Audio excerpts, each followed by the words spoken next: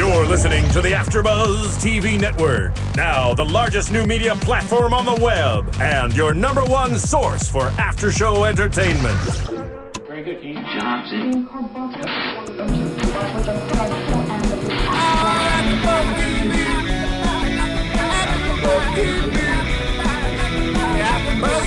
the AfterBuzz Studios in Los Angeles, California, presented by Maria Menounos and Bing.com, and streaming live thanks to Akamai Technologies, this is AfterBuzz TV's GCB After Show. We'll break down tonight's episode and get you all the latest news and gossip.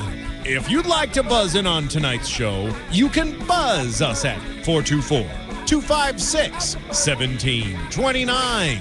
That's 424-256-1729. And now, another post-game wrap-up show for your favorite TV show. It's AfterBuzz TV's GCB After Show. Hey, y'all. Welcome to AfterBuzz TV Studios, streaming live from Studio B. I'm Canden Bliss. I'm here with my co-host, Miss Alina Akram. Hi, and we're here to dish about GCB, ABC's new controversial but a hit of a show. I first have to comment and say you look very cute and Thank church-like, you. like an innocent Southern belle. Thank you. I had to bring a little bit of my Southern roots to the show. I texted my mom. I said, "Can I wear my church dress with cowboy boots?" She said, "Yes." In this case, yes. It's very appropriate. Thank you. Well, I thought it was very appropriate for this Good Christian Bells after show. We won't go into what the title used to be, because that would not be very nice or Southern belle of us to do. Not at all. So tonight, guys, we're going Well, maybe you should tell us what I mean, now you're curious, you don't have to get into it. Well, we're going to get into some of the controversy of GCB later, but the title used to be Good Christian Bitches. Yeah, I'll let her say it. AfterBuzz TV exclusive. I'll let her take that one.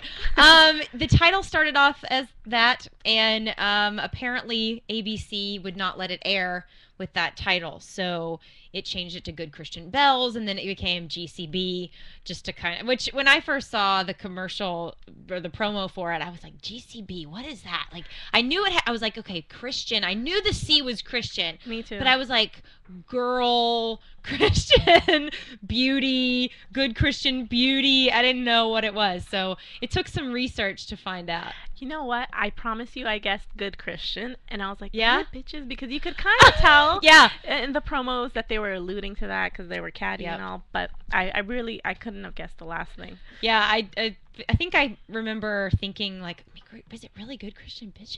No way. They would not do that, and they obviously didn't, but I'm really liking the show so far. We're going to talk about the pilot episode and the second episode, which aired this Sunday, and kind of decide what we think about this concept. I know ABC must be thankful. Their ratings have gone through the roof. The pilot had 7.6 million viewers, and I've seen some varying numbers. I think this might be the numbers for their test. What do you call it? Their test generation. The numbers, I guess, 18 to whatever that they really want the show to appeal to. But I've seen upwards of 11 million. Viewers that tuned into the premiere? pilot for the pilot, yeah. Wow. And during their, I guess, in their same little pool of people that they wanted it to appeal to, they only lost a few, 0.4 million viewers or so. So that's not a lot when you compare, what they could have lost. And there's been a lot of controversy with the show. I mean, what do you think so far?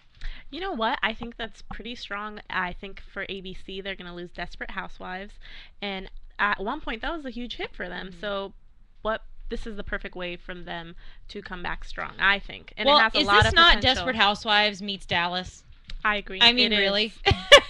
It reminds me so much of Desperate Housewives. And the only thing that's different is that there's a specific town and a specific group of people that they're talking about, which is why with the backlash surrounding the show, I kind of get it, but at the same time I feel like Desperate Housewives is the same story. It's just a little more general. Well, I think the only difference is there's a little bit of more the church Yeah, element the is religion. in there. And I love the Bible quotes. I'm not gonna lie. I do too. It helps me. I'm like, oh, I remember that verse from Bible school. So I find it entertaining.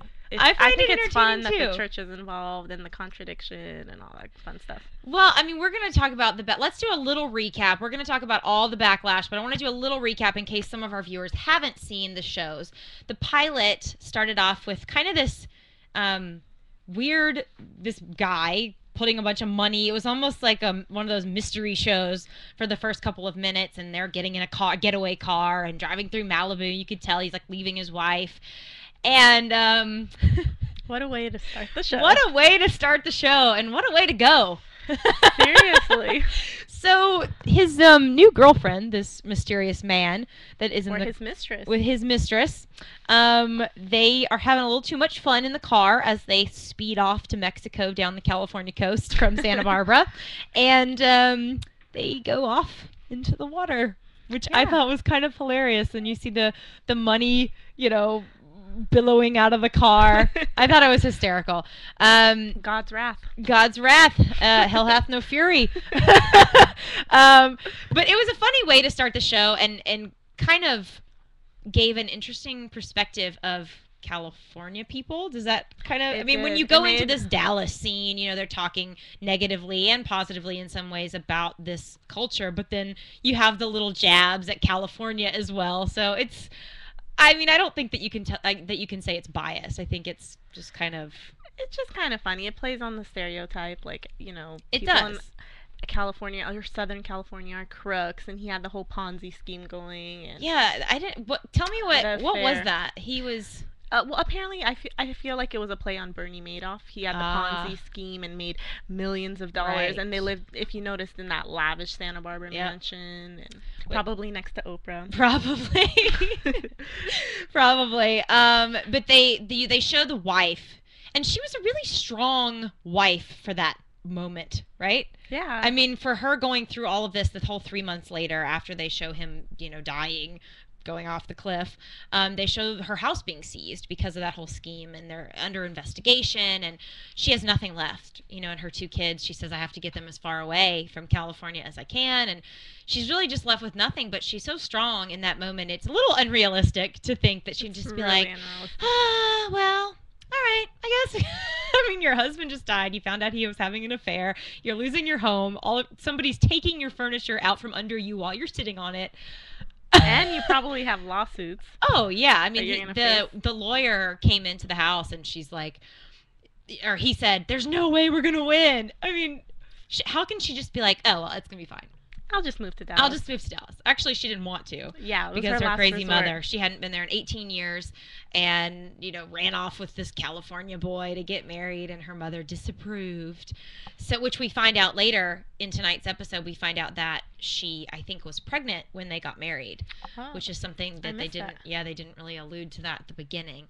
But anyway, what happens is she moves. Amanda is the lead character. She moves to Dallas. And immediately you see these huge southern mansion plantation houses, and it's, I've been to the suburbs of Texas, and all of those houses exist. It really looks like it really looks like that. And I don't know where they shot it on location. I haven't been able to find a lot of details on that, but it's definitely realistic as far as the houses go. And you see the mother come out with her guard dogs and her Hispanic maid coming out, and I found the whole scene very exaggerated but hysterical at the same time. She's definitely got a costume from The Help on, the big bouffant hair and the pearls and the very conservative matronly dresses, and I just find that the mother, Gigi, the mother's character, I immediately love her. She was hilarious, and they immediately show us why Amanda didn't want to come back, because her mom terrorizes her. Her mom is so controlling, she's so controlling, and I think now that Amanda's been gone for however 18 years, now that she's back, if you remember in the pilot when Amanda wakes up on the first Sunday morning that she's there, she's like, all right, you ready to go to church? She's like, I'm not going to church. She's like, The mother's like, the rule is you live in my house, you go to church. Oh my rules God. are rules, you know. Even if And you're a it's- grown ass. And it's so exactly With 2 children. With 2 children, and then they're going into the church, and I love the line where she's like, "We didn't raise our children with any specific beliefs. We just want them to find their own way." And you know, typical California. Oh, such a California stereotype. That's such a California phrase. Really, it is. And the mother's like, "My grandkids are going to church so they can go to heaven. Amen." And then she opens the door and they go to church. I mean, and those 2 kind of polarizing comments just made me laugh out loud. And maybe it's because I'm close to the situation. No, it's funny. They really play on the huge difference between laid back California and then Dallas. Yes. And I'm from Alabama, so I don't know how the cultures differ. I mean, I think it's more of a denomination thing. I think the whole Christianity being in the title makes it a little bit broad, whereas I think there are a lot of man-made denominations in Christianity as well as other So religions. what are they? Southern Baptist? I think they're Baptist, but then again, I love the quote. There's just some amazing comedy in this show. I mean, I have to say, I love the quote where Gigi says, honey, because Amanda was sober, you know, she's trying to give her wine, and she's like, "Mom, I'm sober." And she's like, "So?" And so she says, "Well, honey, if you have to go to one of those, you know, AA alcoholic things, don't go to the one at the First Baptist Church. Folding chairs, can you believe it? The Episcopal Church, I hear, has upholstery." And, you know, and so it's just all this like play on the cliques of religion, and a lot of it is true. I mean, I talked to my mom about this issue, and she said, "You know what? I grew up at the First Baptist Church, and they were very judgmental. They always wanted to know everybody's business. They thought dancing was a sin, and I was a dancer." And so there's a lot of truth to these stereotypes, but I think it's not necessarily Christianity. It's really the denomination and the culture of these little towns. But I mean, Dallas is huge, but it's a suburb. You know, it's one of those catty communities, and who's your mama type thing is what people say, even where I'm from. If you meet somebody, "Oh, who's your mama?" Really? You know, are you kidding me? No, and it's all about this family wealth and family money, and if you're not one of those family names, you know, they're like, "Oh, well," they don't trust you if you're not from one of these families. But then again, if you are from one of those families like Amanda, she has to be, I mean, that's why her mom bought her the car. Her mom bought her all those clothes that showed up at her house from Neiman Marcus. You know, her mother wanted her kids to be dressed appropriately. And They have to keep up with the Joneses. exactly. It's exactly. You just said it. That's what this whole animosity between Amanda and her mother is keeping up with the Joneses, and that's what all the Mean Girls are still trying to maintain. They don't want anybody jeopardizing that. But I think that's true anywhere. I think that little stereotype is definitely true in the South, but at the same time, I think it's true everywhere. in LA too, because you know half the people that live in LA drive Mercedes, but yet they can barely pay their rent. Right. But they have to drive the fancy car because everybody else is. Or Exactly. I mean, I've literally heard people say, like girls my age say, "I think I'm gonna lease a car because I just hate my car. I need to like look more professional when I go places or something." I'm like, you don't have any money. Like, why are you going to lease a Cadillac or something if you don't have any money? But it's just something that I think any community you want to fit in with the highfalutin people. Is that a phrase that they use here? Highfalutin? That's what we say. Highfalutin. one quote I liked from the whole church scene was the little boy asked his grandma, "What does you reap what you sow mean?" And she said, "That's Texan for karma." That was funny. That was my favorite thing. I love the signs outside the church, because really, I mean, there's a church on like every corner in the South. I mean, especially where I'm from too. I see like 5 different signs, you know, one after the other, and they all have some. They're always really funny. You wouldn't think that church would be funny, but it really is. And I laugh every time I pass one of those things, unless it's just like the typical Bible verse, and that's different. But when they try to like be cutesy with it, it's funny, and it's so applicable to life. Like just like that quote, like it's Texan for karma. It is. I guess it's Bible for karma. I feel like at least with GCB, this whole church thing is just the social scene. It is. I mean, yeah, I guess they're praying and doing all that, but It is. And it's funny, as I've gotten older, I have gotten more spiritual. I mean, I was raised Christian. I was raised in the First Baptist Church, but I never really felt like I fit in a lot of the kind of like kids groups, your youth group. I would always try to go to Sunday school or youth group or whatever, and I just never felt like I was accepted. And it was almost worse than high school for me. To go to church was scarier than going to high school because it was very cliquey. And that's why I'm saying there is truth to stereotype. There's truth to every stereotype. The California guy who's cheating on his wife and who's, has a scandal and lives in a mansion. Like, there's truth to that. It wouldn't exist if it wasn't true. And there's truth to the rest of these stereotypes that the show's portraying. well, that's all the controversy. I know. if it wasn't true and if it didn't hold any truth, I don't think there would be so much drama behind the show. I mean, do you have any personal beliefs that this show conflicts with, or? No, not really. I mean, honestly, I do feel for the most part religion can allow people to judge. Mm-hmm. And that's not my personal belief. Right. I think it should be the opposite. But I do think it's exaggerated. I think that just because they're making it seem like all these women are judging, that it doesn't mean that every Christian is like that, or even every Baptist. No, this is an exaggeration. But What do you think if they had let's say the show was good Muslim, and then the bad word, or good, I think it'd be funnier if it was good Muslim bitch. or good atheist bitches, or whatever it is. I mean, how do you think that would affect this controversy? Is it more acceptable to make fun of Christianity? And Alina, are you Muslim? I was born Muslim. You were born Muslim. I'm agnostic. And I know your roots are from Afghanistan. Mm-hmm.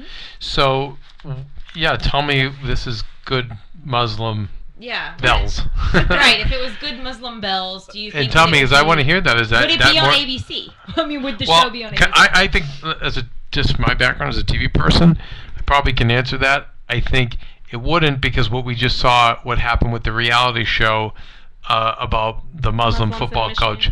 Right? What was the name of it? It's Muslims in America or something? Muslims in America, and it's really sad, but they got a lot of backlash, and then eventually it just didn't get the numbers, and it wasn't worth it, and they let it go. But was it backlash because nobody wanted to watch it, or was it backlash because they said it was racist?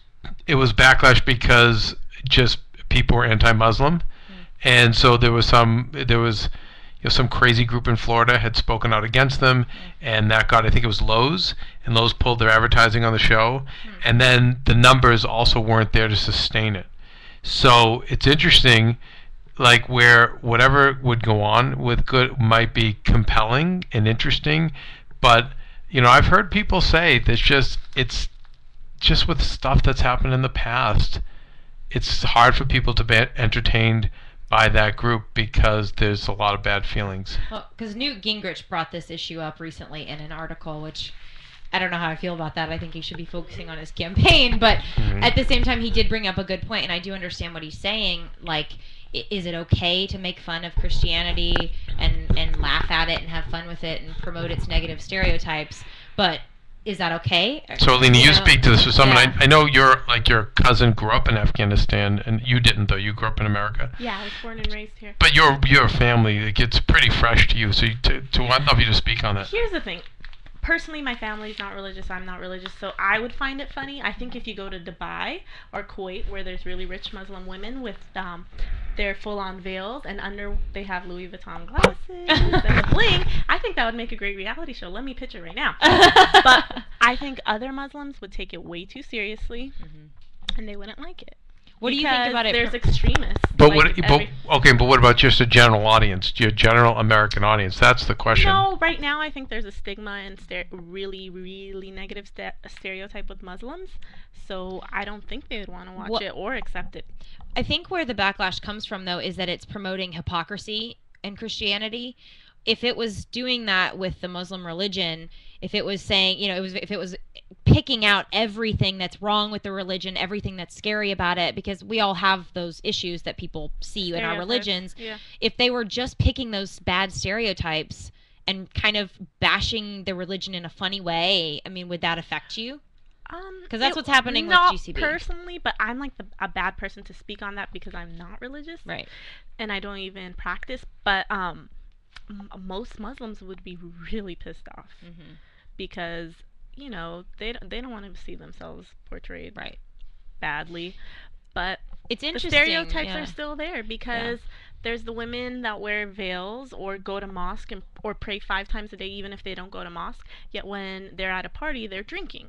You're not supposed to drink. Right, and they're not supposed to. So I mean, I feel like every religion has its hypocrisy. Every religion allows some sort of judgment sometimes if you accept to do so.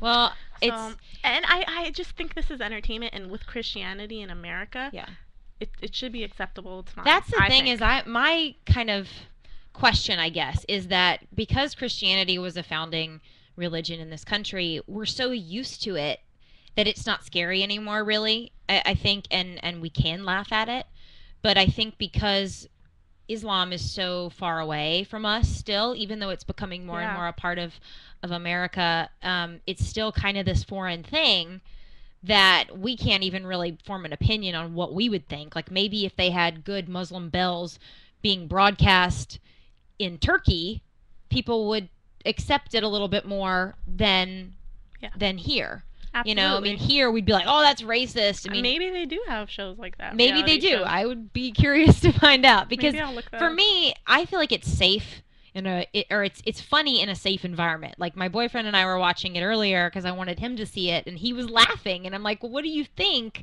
Like, we think it's funny, but it's because we kind of understand it. We're making fun of ourselves, so it's not. I don't even know how to describe it. It's not harsh. It's not mean because it's us. Because that's what we believe, so it's okay to laugh at ourselves. But is it okay for other people to laugh at us? And a lot of people who are big in evangelism feel like this show is turning people even more away from being a Christian. So, and evangelism means basically you want to evangelize people, you want to share the Bible and Christ with other people in order to convert them to Christianity. And it does, I think if someone wasn't a Christian and was watching the show, they would just be like, exactly, that's why I don't want to be a Christian, But it's to take the show so literal and think like the hypocrisy they're showing is just about Christianity. I don't see it that way because all religion has it in a sense.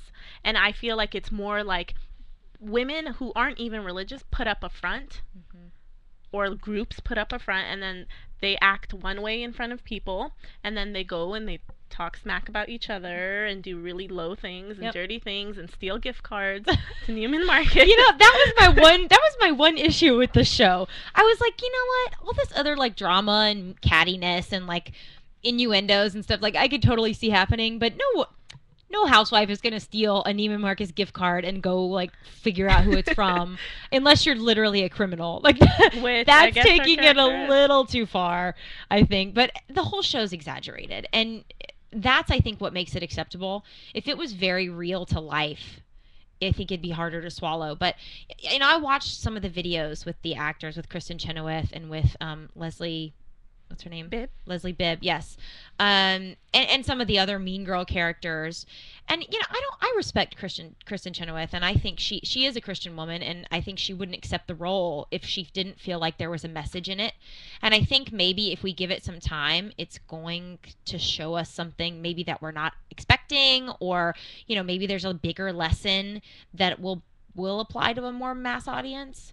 But she really defended her part in this show, and she said, I read the whole script and I wouldn't have taken this role if I felt like it was demeaning. If it was demeaning my religion and my beliefs. She said we're not making fun, we're having fun. We're not making fun of the religion, we're having fun with it.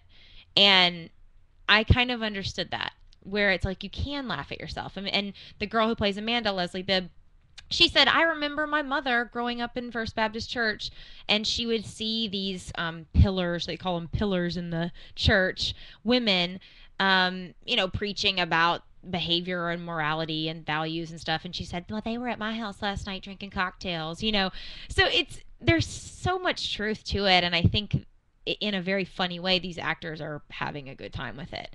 And that's the sense that I got. And they keep saying on these videos and their articles that it's less about religion and more about women and about the interaction of women in society. And I can totally see that. Yes, they're using church as a backdrop, and that's exactly what Kristin Chenoweth said, was church is the backdrop, but really it's a story about women. I agree with that. Like I said, it's their cattiness. It's the fact that they act one way somewhere and another way behind your back. And it's just drama. It's like Desperate Housewives. It's just drama. It's just drama. So what was just happened to go to church. What was your favorite part about the pilot? Like your favorite moment? My favorite moment. Let's see. That's kind of tough. I really like Sharon, the chubby character. I think she adds a lot of comedic relief.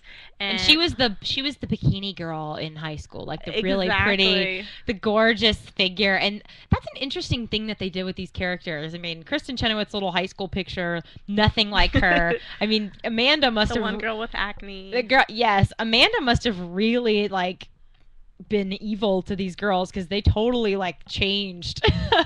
Yeah, absolutely. And also Jen Aspen, who plays Sharon, and Marisol Nichols, Heather Cruz's character, or Heather Cruz is the character, the real estate agent. They were on some shows, and Jen Aspen actually has to pad herself. She's not that thick. Oh, really? She has to wear pads on her hips. Oh, that's so her funny. Stomach. She's not that fat. So. Well, good for her. I'm glad that she's not.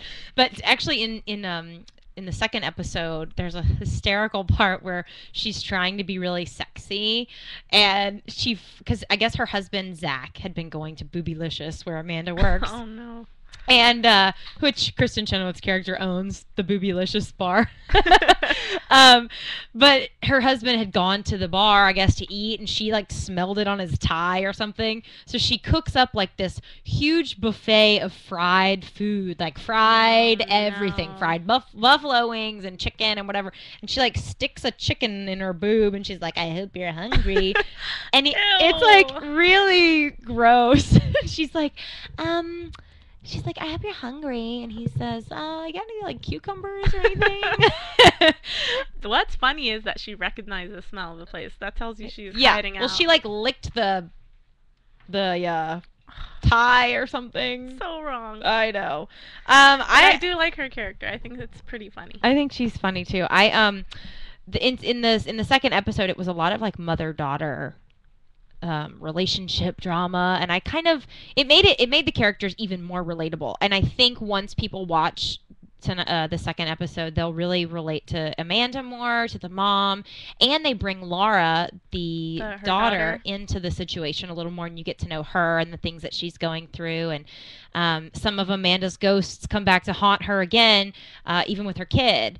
They set in place the kind of like the clique. I mean, it's funny to take the cliques from high school and compare them to the cliques of church, and they're doing a good job playing on that aspect of life that we all deal with. And the daughter becomes a fox, and the fox is like the pretty girl of the popular girl. And I don't even know how to say it. Is it the Javiana or the Javiera? Is basically the scarlet pig is what they call it. And they put like a sticker of a pig on the back of the daughter, and so mean. Yeah, I know, it's so mean, and I think that's so exaggerated. Nobody's gonna pour mud on top of a girl in the parking lot at the pep rally and call her a Javiera or whatever. Like, that's a little much. But I think know. Kids these days are really mean. So that's true, and. Nothing surprises me. Well, Kristin Chenoweth's character in one of her videos that she was defending the show in, she said, sometimes the bullied can become the bully, and that's another message through this show, is like the girls they were bullied in high school, now they're the bullies. That's exactly what it is. And I don't know, it's so funny how they're really, really paralleling this with life. And that's, I think, where it's relatable, not just the Christianity thing. I think people who watch the show, if they just kind of take out the religious connotations and just look at it as Desperate Housewives, they'll understand it much better. I mean, it's so funny, and there's a part that we've been seeing promos about recently where I think it's Cricket's daughter, Cricket's the one with the gay cowboy husband, who I think is hilarious. Which, you know what? There's a lot of closet gays in the South. There really is, because there's still a little bit of a stigma with it. And I'd imagine especially religious. Exactly, especially religious families. I mean, unless someone moves away, to LA or New York or somewhere where it's really accepted, it is hard. It's harder, at least. And that's sad, and maybe that's another message that Kristin's I talking think about. so. I mean, obviously we're only 2 episodes in, so we have no idea where the producers are going with this, where the storyline is going, but I do see a lot of positive elements in the show. The daughter, Cricket's daughter, got a boob job, and and she got them way too big, and she wore her old cheerleading costume. Lesson: do not get plastic surgery before the age of 21. No, do not. Even then. But she wore her old cheerleading costume top, and she did some stunt, and she was like, and her top came off, and that's like the worst day of her life, which that's pretty bad. That is pretty embarrassing. And they kind of rubs it off. The gay cowboy dad was like, "Oh, don't worry. I told her that a little wardrobe malfunction is not the worst in the world," or something like good press is or bad press is still press, or something like that. It was basically that connotation, so it's kind of the J-Lo nip slip incident. But there were some funny moments, and I like that the Cruz, what's her name? Heather Cruz. Heather Cruz. I like that her character is coming out as a nice girl, as a mediator. There's always one of those who's on the fence. And I'm so glad there is, because it's kind of hard to see all the bickering between the mean girls and then this one. I think they're going to have to do a little better even at pulling that relationship in, because it's hard to have a connection with the show if you can't at least see some humanity in it. And sometimes the mean girls don't seem very humane, and you don't want to root for them. Obviously, you want to root for Amanda, and I like her. But you know what? I like that the end of the pilot that they showed that Amanda does have a strong side to her. Oh yeah. At first, you thought she was just going to be the victim, and she was going to get bullied, but she showed her strong side. Yeah. And with Heather on her side too, I think. But you can see that she's struggling with it, and that's where you relate to her. She doesn't really want to be mean. No. She wished she came back thinking she would be accepted, and she didn't even remember how mean she was, because when her daughter was going through the yearbook and telling her all the mean stuff she had written, she was shocked. And the mom's like, "Yeah, she was bad." and really, you don't know how some of those were pretty bad things that she did. But a lot of times you say or do little things to people in high school that you don't really think is going to affect them in the long run. And it does. And it really does. And you see them 10 years later, and you think everything's fine, but it really hurt them.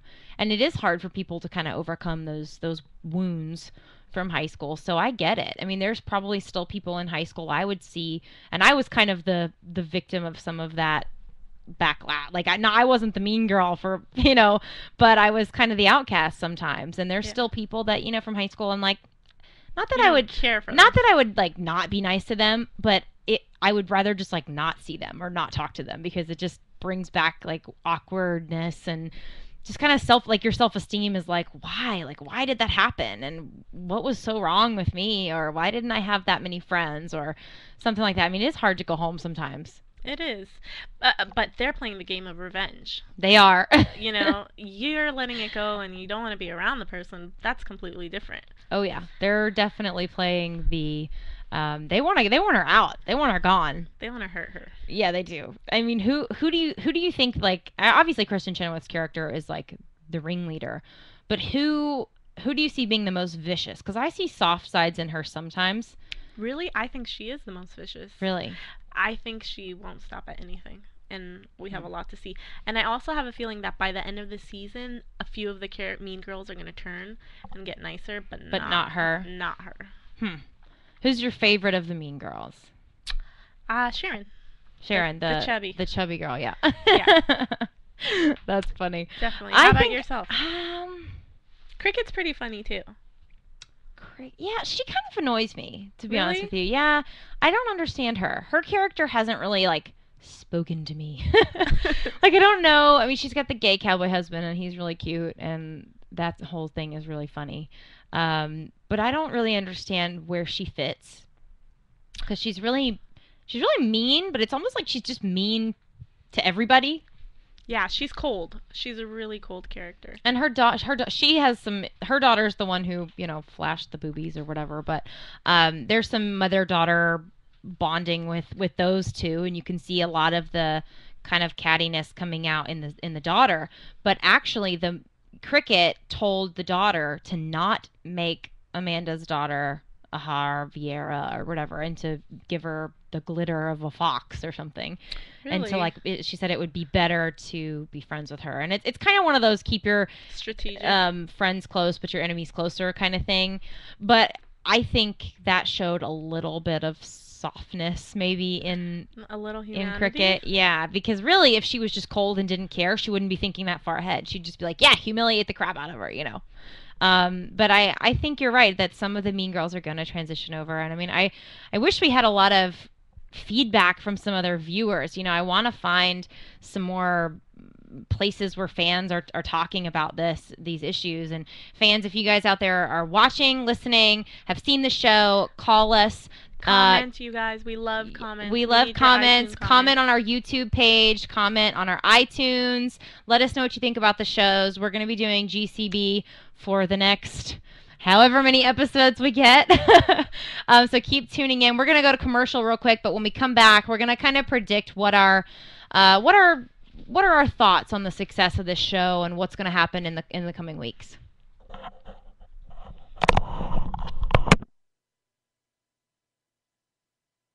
AfterBuzz TV. Hi, I was once like you, a lazy, angry loner whose only joy was watching TV and surfing the net. And, like you, after I'd see one of my favorite TV shows, I'd be so excited and have so many questions that I'd actually have to talk to my douchebag coworkers about it at the water cooler. Then I discovered AfterBuzzTV.com. AfterBuzz TV produces after-show webcasts and podcasts for TV series of all kinds, like post-game wrap-up shows for all your favorite TV shows. AfterBuzz TV hosts are industry insiders who break down episodes of shows, take calls from fans, and interview cast and crew from each series, with over 60 different after-shows, from Boardwalk Empire to American Idol to Vampire Diaries to Real Housewives, and more. Now, after a night of TV, I can ignore my stupid coworkers, who I hate, and go straight to my desk and watch or listen to all my favorite AfterBuzz TV after shows, and have all the TV fan interaction I need. Thank you, AfterBuzz TV. AfterBuzz TV. What do you want to buzz about? All right, GCB fans, we're back. So we want to talk. Whoa! All right. And now, your AfterBuzz TV prediction. So what we want to do is kind of give you what we think is going to happen to the show. This is a mid-season premiere. It's obviously gotten a lot of attention, a lot of backlash. There's a lot of good and a lot of bad about the show, but is it going to make it? I know it came in mid-season, so I don't know how many more episodes there even is supposed to be, but I think it's going to make it. I think, it's kind of been an answered prayer, I think, for ABC. Even though it's gotten some negative attention, it's still gotten a lot of attention, and I think ABC's ratings are going up. They're getting a lot more hits, so I think it's going to last at least until the rest of this season. We'll see if it comes back, but I think it has a lot of potential, too. It's really, if you go past all the controversy, it's just a fun show. Yeah. So if people actually enjoy it for that, then it'll last. And a lot of the characters are begging fans to just have fun. Kristin Chenoweth said, just sit there and laugh. It's supposed to be funny. It's supposed to be exaggerated humor, and it really is. And coming from somebody who is very close to this situation, I do think it's funny. We'll see if down the road it gets more and more offensive. I don't know. I tend to think it's humorous, at least in my little safe zone. If I'm watching it, it's funny. Now, I do think it's going to be interesting to see, people who are not Christians watching it. I mean, you enjoy the show. I did. It is kind of sad to me that people would look at the show and think, I don't want to be a Christian, or I don't want to be friends with a Christian because of this show. I mean, that's kind of taking entertainment too far. TV has gotten to a point, I think, where you really just can't take it seriously anymore. So this should be no exception. It's a funny show. If you're going to base your judgment of Christianity off a TV show on ABC, then you have issues. Then you have issues. You have bigger things to worry about. I agree. So, I mean, I think there's going to be a lot of lessons with this show. I think that, friendship and courage and, revenge is one of the themes of the show. And I think you're going to see by the end, hopefully, that revenge is kind of not the way to do things, and that, really reconciliation and forgiveness is the only way to live life. And I hope that that's something that we're going to see. I think we're already seeing it in the show. So tune in, guys, next Monday night at 7 p.m. Pacific Standard Time for our GCB after show. GCB airs at 10 p.m. Pacific Standard Time on Sundays, but tune in on Mondays to watch us. And we will see you guys next week. And follow at AfterBuzz TV on Twitter. Oh, yeah. Guys. And follow me at Canden Bliss. And me at _Alina23. Awesome. Thanks, guys. And Alina, can you put your microphone close to your face? I know you don't want to cover that pretty face of yours. All right, Alina, how do we follow you? _Alina23. _Alina23 at AfterBuzz TV and at Canden Bliss. Thanks, From guys. Bing.com, executive producers Maria Menounos, Kevin Undergaro, Phil Svitek, and the entire AfterBuzz TV staff, we would like to thank you for listening to the AfterBuzz TV network. To watch or listen to other after shows and post comments or questions, be sure to visit AfterBuzzTV.com. I'm Sir Richard Wentworth, and this has been a presentation of AfterBuzz TV. Buzz you later.